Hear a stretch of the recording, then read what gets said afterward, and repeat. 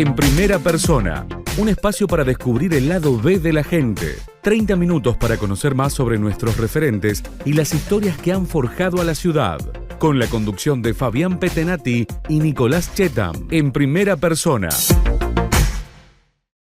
Bueno, como lo habíamos anticipado, la vamos a presentar a la licenciada en Química, una vida ligada a la Universidad Nacional de Río Cuarto, fue decana de la Facultad de Ciencias Exactas. Rosa Catana, ¿qué tal? ¿Cómo le va? Un gusto tenerla. Buenos días, buenas tardes. Bueno, lo dijo Fabián, una vida ligada a la Universidad Nacional de Río Cuarto. ¿Cuántos años estuvo allí como docente, como directiva? Totalmente ligada. Yo ingresé como estudiante en 1974, me recibí en el 81 e inmediatamente empecé mi tesis doctoral, primero con una beca en esa época estaba el CONICOR, que era el análogo al CONICET, pero de la provincia. Hice mi tesis, terminé el título de doctorado, después empecé con distintos cargos docentes. Siempre fui, desde el inicio de la democracia, siempre estuve participando, ¿no? En los consejos, en el gremio, en la obra social. Y después, en el 2008, fui secretaria académica de la facultad, y en el 2011 hasta el 2017 fui decana. En el 2017 me jubilé, ya empecé mi vida con otros proyectos vitales, hasta que en el 2023 la rectora me propuso coordinar el Observatorio de Derechos Humanos y volví. Lo que yo le planteé de entrada es que era por un tiempo, porque ya estaban en otra cosa. Hace unas semanas atrás dejó ese espacio, digamos. Claro. Después de tantos años, se aleja definitivamente de la universidad, ¿puede ser? Yo creo que sí. Uno nunca se aleja definitivamente, porque porque están los amigos, porque están los afectos, porque está la institución en la que creo y que defiendo, pero ya no quiero trabajar más. ¿Y cómo fue, digamos, el regreso en el Observatorio de Derechos Humanos? Porque es de alguna manera un rol diferente al que usted estaba acostumbrado a ejercer. Sí, totalmente diferente. Pero bueno, yo creo que fue un reconocimiento a mi militancia, porque yo tampoco tengo formación académica en esas temáticas, pero sí una militancia desde siempre, ¿no? Y fue lindo porque es un espacio en el que creo que es importante siempre, en este momento más aún. Hay que estar muy atento. Es un lugar de mucho trabajo en estas épocas, porque hay que estar atento permanentemente a lo que pasa y los derechos que se van vulnerando cotidianamente, ¿no? Usted decía recién que en el 2023, cuando asume la rectora Rovera, le propone estar a cargo. Es el rectorado el que define la conducción. Sin embargo, y pese a eso, a depender de una decisión del rectorado, ¿se trabaja con independencia del rectorado? ¿Han podido cumplir los objetivos? Sí, totalmente. Y la relación con la rectora fue fundamental, digamos, para llevar a... La rectora es amiga mía de hace muchos años. O sea, cuando yo terminé el decanato de Ciencias Exactas en el 2017, Marisa era mi secretaria de posgrado y después ella fue la decana. ¿Y cómo vio ese proceso como mujer, usted que también es una militante feminista, de que la universidad tenga por primera vez una rectora? ¿Cómo lo vivió? Y la verdad que es fuerte, porque es una rectora y una vicerrectora. Sí. Y tengo entendido que solamente hubo una vez en la Universidad de las Artes esa situación de una rectora con una vicerrectora. Uh-huh. En todas las demás universidades no ha habido. De hecho, hay pocas rectoras, sí, y que además vayan acompañadas de otra mujer, es todo un tema. En algún momento había leído bastante sobre el tema de qué pasa con las mujeres que no llegan al máximo cargo de conducción de la universidad. No sé cuántas hay ahora, pero si uno mira los listados del CIN, seguramente deben estar por el 30%, si es que llega. ¿Y cómo llegó usted a estudiar química? ¿Cómo llegué? ¿Cómo habré llegado? La verdad es que no sé. Siempre le gustó, digamos. Siempre me gustaron las ciencias exactas y naturales. Y cuando iba al secundario, nosotros teníamos cuarto y quinto año química. Cuarto año química inorgánica y quinto química orgánica. El cuarto me llevé química. No me acuerdo qué había pasado. Creo que me encontraron copiando, algo así. Y bueno, estudié porque no le entendía a la química inorgánica, es toda la parte de formación de compuestos, de nomenclatura, el oso chiquito, pico de pato, todo eso que se le sonará la frase. Y no lo entendía y me lo llevé. Uh-huh. ¿En qué colegio iba acá? Al Cristo Rey. No por una cuestión de clase social, sino porque yo vivía en el campo de chica, claro, y estuve pupila en el secundario ahí. ¿Qué te iba a decir? Bueno, y tuve que estudié tanto para rendir que me gustó, y cuando iba a quinto año a veces nos reunimos con quienes fueron mis compañeros secundarios y se acuerdan que cuando yo iba a quinto les dictaba todas porque sabía un montón de química. Y bueno, y por eso me inscribí en química. Creo que si me hubiera inscrito, no sé, en otras carreras como física o biología, igual me hubieran gustado, pero bueno, la química fue mi profesión. Y bueno, y toda su vida dedicada a eso, digamos. Sí, muchos años. ¿Como docente o también en práctica, diríamos? Y yo siempre tuve dedicación exclusiva, así que era docente e investigadora. Uh-huh. Siempre trabajé en la universidad, no trabajé nunca en otro lado. Digamos que en ese sentido mi vida fue fácil, no tuve que salir a buscar trabajo afuera, ¿no? Que es lo que a mucha gente que estudia y después está el tema de dónde insertarse laboralmente. La universidad tiene, digamos, reconocimiento social, pero en estos últimos años de alguna manera ha sido desprestigiada por una corriente política que por ahí habla de las cajas de la universidad, sí, de lo que se malgasta dentro de la universidad. Bueno, usted ha estado en la gestión de una facultad, o sea que conoce de la administración de los recursos públicos. ¿Cómo ve ese fenómeno que se ha dado últimamente? Bueno, es parte de todo el relato que tienen hacia todo lo público, ¿no? Porque hay un objetivo detrás que es achicar el Estado, que lo dice el mismo presidente, sí, ¿no? Que lo dijo durante su campaña electoral, que la hacía con la motosierra en la mano. Entonces, la forma de poder recortar es desprestigiar, ¿no? Ligado a todo este otro discurso acerca de la política, de la militancia y de todo esto que está pasando, ¿no? Que es triste. En casi 5 décadas acá en la universidad, ¿este es el momento más difícil, más duro, cree usted? ¿O hubo otros periodos? Y bueno, el 2001 fue duro. Igual a mí me parece que, qué sé yo, pasan los años y me resulta difícil compararlo, además porque uno ocupa distintos lugares. Creo que es un momento difícil además a mí me parece que la sociedad es diferente, ¿no? Es decir, el 2001, si bien la crisis económica a lo mejor puede haber sido comparable a la actual, la sociedad era distinta, había un mayor grado de empatía, de solidaridad. Ahora estas grietas que uno tiene en la sociedad se trasladan a la universidad y ocurren también estas cosas. Sí, digamos que hay un problema económico como había en el 2001, pero en aquel tiempo no se cuestionaba tanto el rol de la universidad. Exacto. ¿No? Que ahora lo dijiste sí, con más claridad. Se vislumbra mucho más eso, ¿no? Que se sí, pone en duda la importancia de las sí, universidades públicas. ¿Y será por las redes sociales también? ¿Cómo? ¿Será por las redes sociales también que...? Y las redes sociales son el instrumento. Yo no creo que sea por eso, digo, hay un objetivo detrás y se utilizan los instrumentos que se tengan a mano en el momento. Volvemos un poco a su etapa de docente sí, en la universidad y a su vocación. Es una materia química que a muchos les es compleja, en la parte, sobre todo en el secundario. ¿Cualquiera puede estudiar una carrera de ciencias exactas o tiene que tener una serie de condiciones? Usted que ha visto pasar varias cohortes de alumnos. A ver, si yo hubiera tenido que estudiar la carrera que estudiaron ustedes, no sé cómo me hubiera ido, seguramente me hubiera ido mal. Yo creo que cada uno por ahí le gusta, no sé si no tengo tan claro el término vocación, pero por ahí uno tiene más afinidad por algunas ciencias que por otras y está bueno poderlo detectar, poderlo descubrir y estudiar eso, ¿no? De hecho, hay muchos chicos que se equivocan y bueno, en buena hora cuando se dan cuenta que se equivocan y cambian de rumbo. Pero yo no creo que sea una carrera más difícil que la otra, son aptitudes o gustos.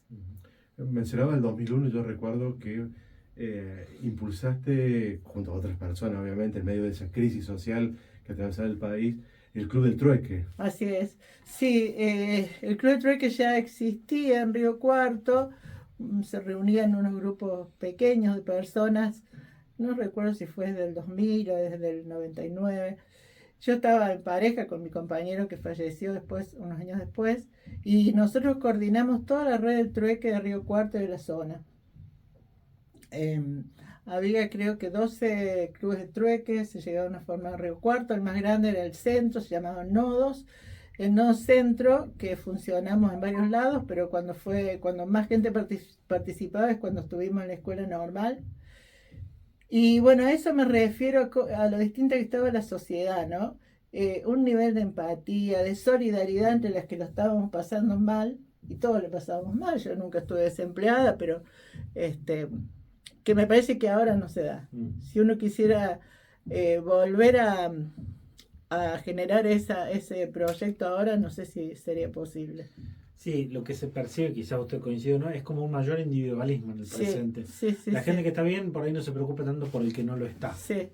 Y el que no está bien, tampoco entiende que necesita del otro, ¿no? Esta frase del Eternauta, nadie se salva solo, me parece que la tenemos que militar a esa frase. Y alejada de la universidad, ¿cómo planifica su vida, digamos? Bueno, yo cuando tengo que retomar proyectos que tenía, por un lado yo cuando me jubilé, o desde antes ya tenía un poco organizado mi vida que quería dedicarme a la fotografía. Después estudié fotografía, me compré una cámara, empecé y vino la pandemia. La pandemia fue una etapa de mucho aprendizaje para mí. Hice muchos cursos, porque había que estar acá, yo vivo sola con mi perro, así que imagínate, de alguna forma tenía que pasar el tiempo. Y entonces me prendí con muchos cursos virtuales y aprendí un montón de cosas de fotografía, de bordado, de gestión, de muchas cosas. Así que, bueno, cuando pude, empecé a retomar el tema de la fotografía y a hacer fotografía bordada. Por otro lado, también poquito antes que empezara la pandemia, creamos la agrupación feminista de mujeres mayores, arrugas más, arrugas menos. Entonces fui aunando mi proyecto de militancia con mi proyecto de arte y trabajo en fotografía bordada, temas de mujeres desde una perspectiva feminista. En particular, tengo varias series que he expuesto en varias oportunidades vinculadas al estigma del cuerpo de las mujeres mayores y al erotismo y a la sexualidad de las mujeres mayores. Así que, bueno, todo eso lo tenía, no digo en suspenso, pero sí un poco más lento en esta época que trabajaba en el observatorio. Así que bueno, retomo con fuerza eso, que a la vez, como he ido contactándome con gerontólogos y con sexólogos que trabajan estos temas, he ido aprendiendo también sobre esto, y bueno, por ahí doy charlas, escribo. Bien, vamos a ir a una pausa, estamos charlando con Rosa Katana. En un ratito cuando regresemos, le dejo una pregunta para que nos responda, y es si alguna vez toda esta militancia que usted viene comentando le trajo algún problema, alguna incomodidad aquí en Río Cuarto. Después de la pausa nos responde en primera persona. Perfecto. Bueno, seguimos el diálogo con Rosa Katana. Había quedado pendiente una consulta, si esta tarea de militancia durante tantos años le trajo algún tipo de inconveniente, de problemas. A ver, no algo que yo pueda verlo como algo visible, como algo, pero sí te puedo decir, por ejemplo, que yo no llegué a cargos altos en la docencia en la universidad. Tal vez porque había que dedicar, porque también le dedicaba tiempo a estas actividades de militancia, cuando otros colegas a lo mejor solamente estaban en el laboratorio publicando trabajos, o no sé por qué, pero bueno, me parece que esas sí son consecuencias, ¿no? De haber elegido otro tipo de vida. No haberse dedicado 100% Exacto. A investigar y a la docencia. De todas maneras, llegó a ser decana. Sí. ¿Y en algún momento se le cruzó por la cabeza ir por el rectorado? No, la verdad que tuve propuestas, pero yo terminé el decanato y ya tenía 60 años, 61, y ya me quería jubilar. Y además es como una responsabilidad que yo creo que hay una... Porque a veces me pregunto, ¿qué pasa que llegan tan pocas mujeres a los cargos más altos en el rectorado? ¿Qué pasa en otros ámbitos también, no solo en el rectorado? De hecho, en Río Cuarto no hubo nunca una intendenta mujer todavía. Claro, estuvo... Sí, hubo situaciones de interinatos y demás, pero no elegida directamente. No. Y yo creo que las mujeres no tenemos menos aspiraciones de poder porque no nos forman para eso, ¿no? No estamos formadas para eso. Pero no hay una generación que va en busca del poder de las mujeres. Sí, claro que sí, va en aumento porque va cambiando eso, va cambiando los roles de la mujer a lo largo de la historia. Pero bueno, yo particularmente la verdad que no me dio ganas de meterme en un cargo que sin duda genera también muchas satisfacciones, pero bueno, es duro, hay que estar. Sobre todo en un momento como este, ¿no? Digo, sobre todo más allá del género, de quien ostenta el cargo, sí. Es un momento complejo. Yo se lo suelo decir a la rectora, bueno, le tocó el decanato en época de pandemia, le toca el rectorado en esta otra pandemia. Habla mucho con Marisa. Sí, bueno, ella no tiene mucho tiempo, pero... pero ¿no le consulta algún tema en particular o no? No, bueno, mientras estuve en el observatorio, sí, claro que sí. Sí. Y bueno, la Facultad de Exactas se caracteriza justamente por tener muchas mujeres participando de la conducción. De hecho, han venido, ahora actualmente es un decano, pero las últimas, entre las que está usted, las últimas 3 fueron... Y antes también porque estuvo Gladys Mori. Claro. Gladys Mori, después estuve yo, estuvo Marisa, y Marcela Daniele cuando Marisa sube al rectorado. Y después, en la época que hubo varones, hubo vicedecanas. Con Héctor Agnelli estuvo Gladys Mori, con Héctor Fernández estuvo Sofía Schulze. Somos más mujeres que hombres en la Facultad de Exactas, ¿no? Además.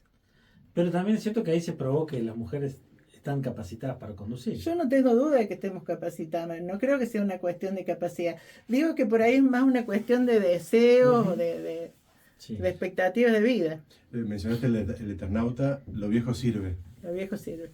Y bueno, los viejos servimos para algunas cosas, no sé, yo estuve en el observatorio como coordinadora haciendo más de 60 años. La vejez es la etapa que empieza a los 60 años y es la etapa más larga de la vida, así que yo creo que sí, que servimos para muchas cosas. En Río Cuarto es una de las poblaciones también más longevas del país. Ese dato no lo tengo muy claro. El 15% de la población tiene más de 60 años. Y lo que pasa es que sucede una cosa, por un lado aumenta la esperanza de vida y por otro lado disminuye el índice de natalidad. Es el problema que está habiendo en el mundo, ¿no?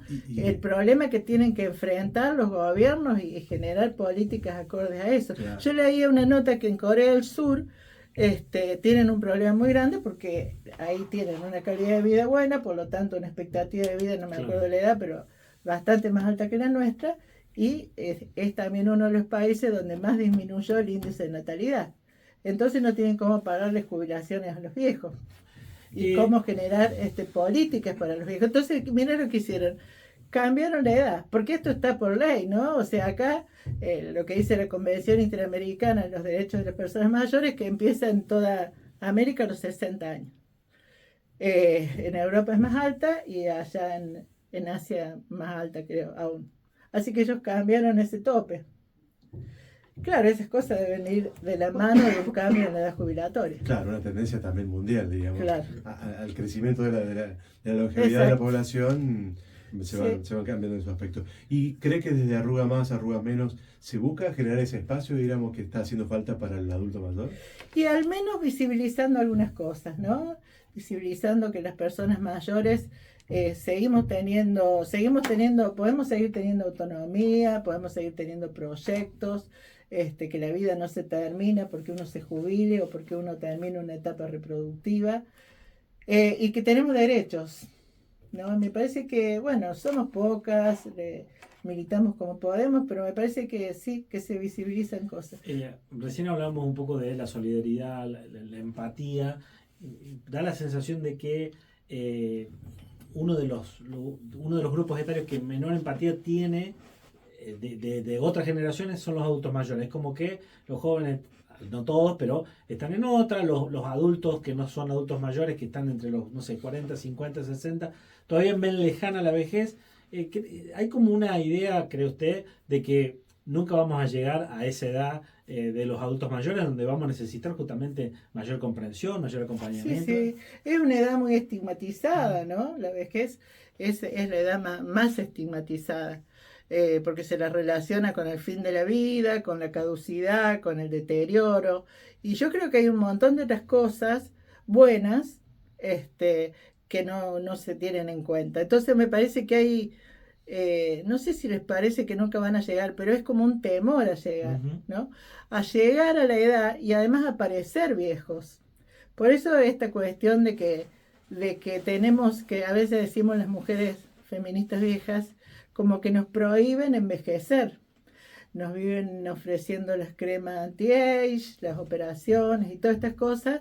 Y este concepto de parecer más joven de lo que sos, que a veces hasta nosotras mismas lo decimos y nos autodiscriminamos, diciendo, no me siento, yo me siento joven. No, no te sentís joven, te sentís con ganas, con pilas, pero bueno, la juventud es otra cosa. Hay como una sobrevaloración de la juventud, eso sin duda. Y hay políticas desde los gobiernos, diríamos, más local o provincial, digamos, hacia fomentar la vejez, digamos, ayudar no fomentar, sino ayudar el paso, digamos. Y yo creo que lentamente sí, espacios como el PEAN o como el IRIA creo que influyen en eso, colaboran en eso. Pero bueno, esto es un cambio de paradigmas, no es fácil. Yo veo cuando expongo mis fotos sobre las fotografías que yo tengo 2 series, una se llama Pecadoras y otra se llama Vivas, en la que trato el tema de la sexualidad y el erotismo en la vejez, donde compañeras de la agrupación han hecho de modelos y cómo eso interpela y le choca a la gente ver un cuerpo envejecido, ver la piel, ver el cuerpo, ver la desnudez de una mujer que muestra sus arrugas, su flexidez. Eso como que interpela mucho, ¿no? Parece que no existiera, que las mujeres no pudiéramos tener esos aspectos. Claro, porque se habla del mundo perfecto en todo, claro, para todas las edades. Sí, ¿y qué es lo perfecto? Lo perfecto es lo que te está diciendo el capitalismo, de que te saques las arrugas. Y sí. Rosa, la traigo otra vez un poquito a su vida como docente. ¿Cuál era la materia que más le gustaba dar en la universidad?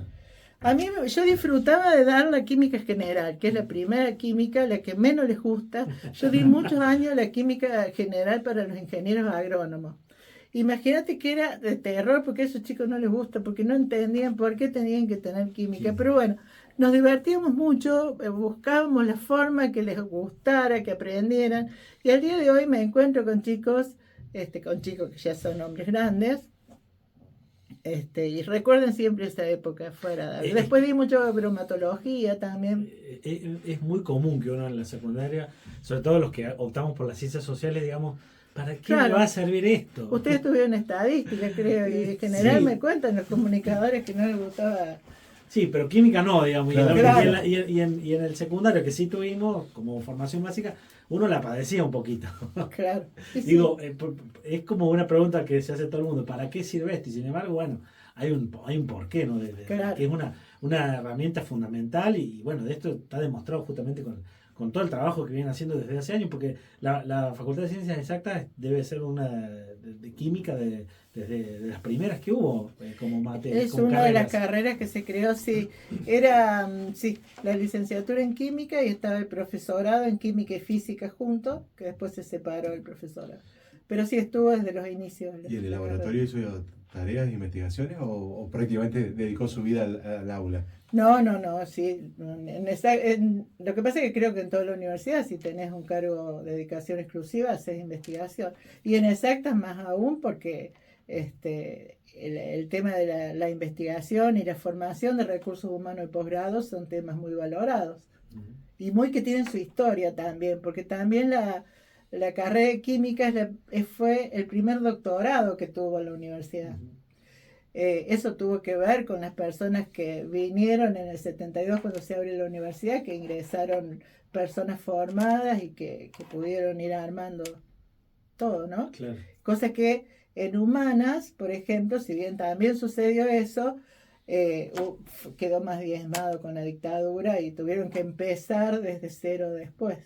Claro. ¿Usted en ese momento, en la época de la dictadura, en qué etapa estaba trabajando? Yo estudié. Yo empecé en el 74. ¿Estaba en la universidad? Estaba en la universidad. ¿Y qué recuerda de aquellos años? Y la verdad es que yo lo digo como un poco avergonzada de lo que te voy a decir, pero yo no era muy consciente de lo que sucedía. Todo este proceso tan terrible que vivimos, estaba tan diseñado que si vos no tenías a nadie cerca y no estabas muy politizado, no te dabas cuenta. Pero me parece que está bueno que lo diga, porque muchas veces hay otras personas lo han exteriorizado de esa forma y han sido criticadas. ¿Cómo no te ibas a dar cuenta? Como juzgadas por no haber sido conscientes y realmente no fueron conscientes, digamos. No, yo no fui consciente. ¿En qué momentos tomó conciencia de lo que había pasado? Cuando empecé a verlo, después cuando en la democracia. O sea, no me pasó nada de cercano, no tuve compañeros, amigos, familiares. Claro. Bueno, y otro episodio con el que tiene cierta vinculación, y aprovechamos para preguntarle, que es otro hecho que marcó la universidad, fue el accidente del 77, del colectivo que fue arrollado por un tren, donde murieron muchos estudiantes, docentes, una de las tragedias que más ha enlutado en la universidad. Después también está la explosión en la planta piloto, otra tragedia que ocurrió dentro del campus. ¿Usted en ese momento estaba en la universidad? Yo estaba en la universidad, recuerdo ese día que salimos de una clase con mi compañera de estudios que era Estela Chiachera, y perdimos el colectivo. Perdimos el 2 y tomamos un colectivo posterior y ese 2 que perdimos fue el del accidente. No tuve y de hecho algunos compañeros nuestros subieron a ese colectivo. Así que bueno, sí es una parte de la historia que no hay que dejar de recordarla, ¿no? Yo creo que cuando decimos nunca más nos referimos al tema de la dictadura, los desaparecidos, pero también tenemos que tener muy claro nunca más a este tipo de cosas como lo del el accidente del tren o la explosión de la planta piloto. Me parece que quienes militamos, quienes trabajamos en la universidad, esto tenemos que trabajarlo también. Me alegro que me hayas hecho la pregunta porque creo que son temas que no podemos... La exclusión todavía no cerró las grietas dentro de la universidad. Y lo que pasa es que mucha gente se va jubilando, estamos ya más fuera de la universidad, pero creo que no son cosas muy duras que no terminan de cerrarse porque son muy fuertes. Igual, bueno, ya la gente que ingresa ahora no lo vivió, ¿no? Sí, ya han pasado casi 20 años. Claro. Las explosiones en la planta piloto. Es todo un tiempo, ¿no? Sí. Pero bueno, esto que hablábamos del accidente, realmente usted sintió de alguna manera que tuvo una bendición, un Dios aparte, como se dice. Sí, yo recuerdo que llegué a casa y yo vivía con mis padres y no me enteré en el camino, no nos enteramos. Pensándolo, no recuerdo por qué no lo habremos visto ahí cuando pasamos en otro ómnibus. Claro, sí. La verdad que eso no, pero sé que no nos enteramos hasta llegar a la casa y un cuñado mío que había escuchado la radio y no sabía si preguntarle a mis padres qué hacer porque daban por sentado que ese era el horario que yo salía de clase. Sí, fue duro. Rosa, le agradecemos mucho la visita, ha sido un placer charlar con usted. Y la última pregunta, que es común a todos quienes nos visitan, es ¿a qué se hubiese dedicado, en este caso Rosa Katana, si no se hubiese dedicado a lo que se dedica? Qué difícil pregunta. Mira, yo te quiero contar, ¿puedo extender un poquito más o se va a hacer muy largo? Yo se los dije así medio paso. De chica yo vivía en el campo, soy la hija menor de 4 mujeres. No era cerca, pero en esa época con la falta de caminos y de medios de transporte siempre me pareció que era muy, muy lejos. Yo pude hacer la escuela primaria porque hubo una escuela de la Esquizo Perón cerca de mi casa. Si no hubiera sido eso, mis hermanos y yo seríamos analfabetas. Entonces, eso me lo dijeron siempre en casa y lo tengo muy presente. Entonces a mí me parece que uno tiene que ser consciente y agradecido de las posibilidades que uno ha tenido. De ir a la escuela, de poder ir a la escuela secundaria que me mandaron pupila, de haber tenido la posibilidad de una universidad en el lugar donde yo vivía, porque si no hubiese habido una universidad en Río Cuarto tampoco hubiese estudiado. Entonces me resulta bastante difícil pensar que hubiera sido de mi vida si no hubiera estado todo eso, ¿no? La verdad que no lo sé. Bueno, muchas gracias por la visita. No, a ustedes.